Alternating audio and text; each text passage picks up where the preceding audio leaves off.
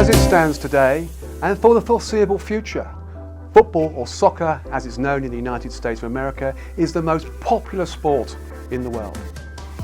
A shared love for association football, or soccer, is a common bond between more than half of the Earth's population.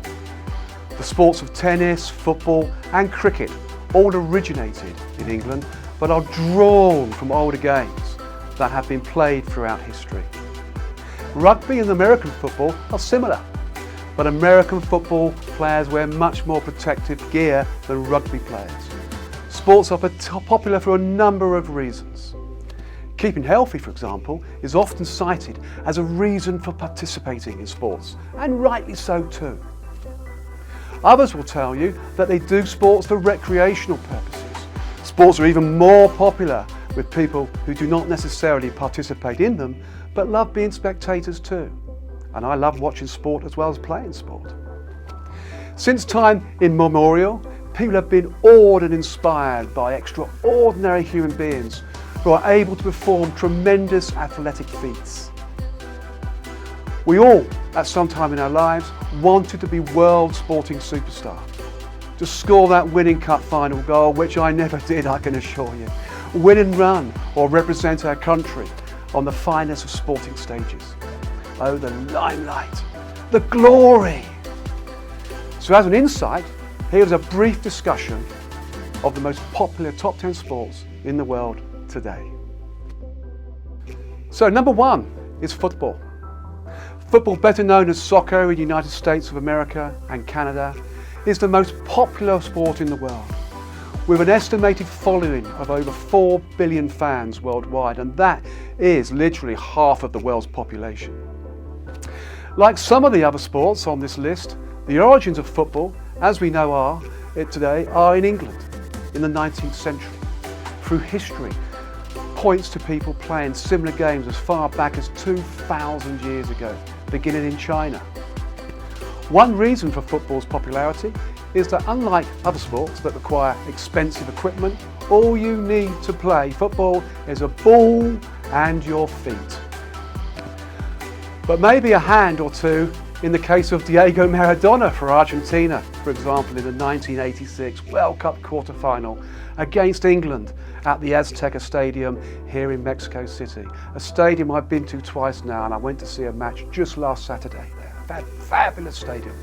The hand of God indeed, and the sign is outside immortalising Diego Maradona at the Azteca about this particular game. The goal that never was, but given as a goal by the referee. Hence, anyone rich or poor can enjoy the sport. It is played all over the world, but is particularly popular in Europe, Central and South America and Africa. Football being my chosen sport, and fortunate to have played the game at a professional level too in England, whilst also the proud owner of many match-day battle scars, including cuts and broken bones, and many I have, I can assure you. A game thought by many to be the beautiful game. A gentleman's game, in fact, played by thugs, whereas rugby, which we'll talk about later, is a thugs game played by gentlemen. Number two in the world is cricket. Cricket boasts a fan base of 2.5 billion people around the world.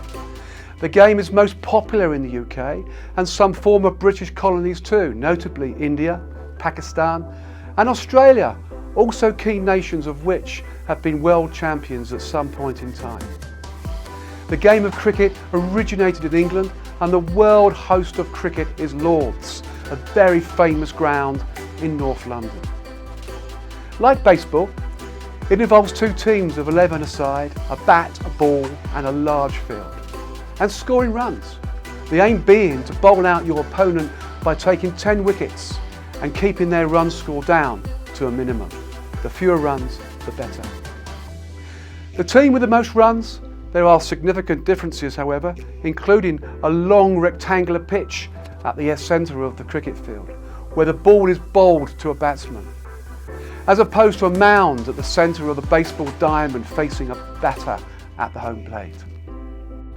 Number three, and surprising to many I'm sure, is hockey. Hockey both on ice and in field, boasts a following globally of around 2 billion people.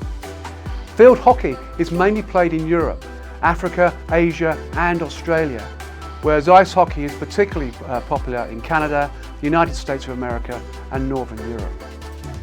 The game involves two teams trying to put a ball into the opposing team's net with a hockey stick. Unlike ice hockey, field hockey usually does not involve body contact in the form of checking. But I can claim, as an ex-field hockey player myself, the contactless game is not having suffered many cuts, bruises and black eyes myself. It is really quite a contact sport. Tennis, number 4 in the world. An estimated 1 billion people worldwide follow tennis, tuning in from around the world. In tennis, players on both sides of an elongated net try to hit a ball with a racket so that it either goes past their opponents or bounces on their opponent's side twice to score points. Pro tennis players like Roger Federer and Serena Williams are now household names around the world. Tennis again was created as a sport in England, where Wimbledon in the South London remains to this date to be the home of tennis and very much the big prize to win as the June-July World Grand Slam each year. Who remembers the famous John McEnroe? I certainly do. Chants of anger and disgust at Wimbledon in the 1970s and 1980s by John McEnroe. A rant of, "You can't be serious, referee!" and slamming his racket into the Wimbledon playing court, livening up the game and the crowd. Amazing moments. And at number 5 in the global sports, surprisingly, is volleyball. Volleyball involves two teams, each on each side of a raised net, trying to volley a ball into the ground of the opposing team's side for points. The game has a following of 900 million people globally, mostly in North America and Western Europe, but also in Asia, Australia and South America. One particular variant of the game, known as beach volleyball, is played on sand, with 2 people on each team, as opposed to regular volleyball, where there are normally 6 players on each team. It's even been known to have mixed topless beach volleyball. Indeed, a naughty game indeed, I have to say. At number 6 in the world is table tennis. Think of it like tennis, except with what amounts to a table with a net at the centre and players on each side trying to get a ball past their opponents. I played table tennis myself, a very tactical and interesting game. Also known as ping pong, of course. Table tennis originated, dare I say it, in England in the early 20th century. A game is now popular worldwide with an estimated following of over 875 million people. It is especially popular in Asia and China, in particular having produced many world champions, but is also followed in Europe, Africa and the Americas. At number 7 in the world is basketball. Basketball was invented by a gentleman called James Naismith, a Canadian teaching at school in the USA in the late 19th century. Basketball is now played worldwide and has an estimated following of 825 million people. In basketball, 2 teams attempt to dribble a ball up and down a court to shoot it into the raised hoop-shaped net to score points. If you like to run, jump and shoot, then you'll love the game of basketball. Like football, or soccer as it's known in the United States, it is particularly popular because not too much equipment is needed besides 2 baskets and a ball. And so, it's an accessible sport regardless of class. At number 8, baseball. America's national game and pastime is thought to have descended from the English sports nonetheless, rounders and cricket. And what a story to tell your American friends, as rounders in England is predominantly a girls' game. No disrespect to girls, of course, so tongue-in-cheek comments with laughter with reference to America's national pastime. Baseball involves 2 teams trying to hit a ball with a bat between 2 white lines, with the batters running around a series of bases to score runs or points. Today, baseball is popular not only in the US, but also in East Anglia, East Asia and Latin America. The sport has an estimated following of over 500 million fans. At number 9, a fantastic sport, rugby. Rugby has an estimated following of over 475 million people. The sport originated once again in England and is the most popular in the UK, France, Ireland, Italy and other Commonwealth countries like Australia and New Zealand, plus of course Argentina and South Africa.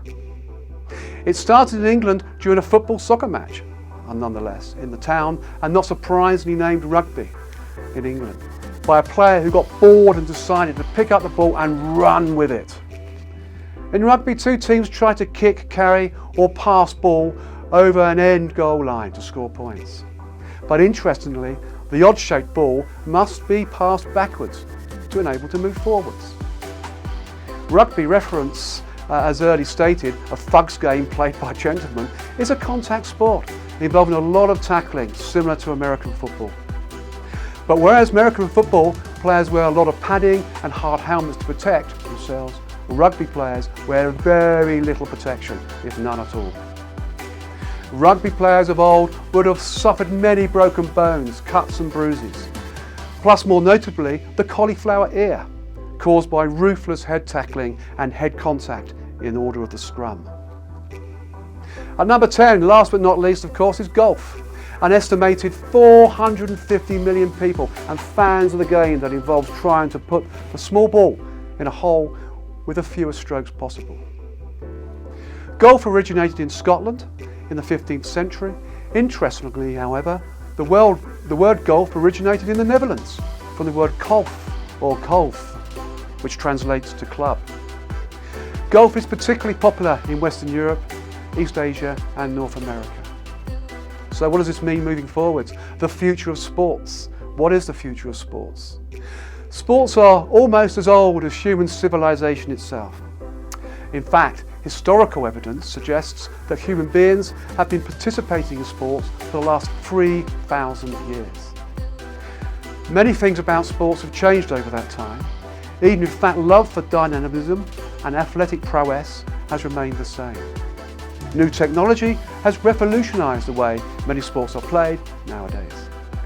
Also relatively new is the concept known as the science of sport, which implies the use of science to improve not only the performance of athletes, but other aspects of sports as well. One of the most recent trends in sports is the move towards making them safer. Thus, athletes in the future may face a lesser risk to their health and well-being than their present or past counterparts, myself included. An example would be my football injury, or my football career ended injuries in the 1980s, with torn and damaged arterial cruciate ligaments. A career-ending injury back in the day, but now repairable with football players and athletes returning from surgery and playing again within 4 to 5 months. So, as they say, it's good night from him and a good night from me. Good night.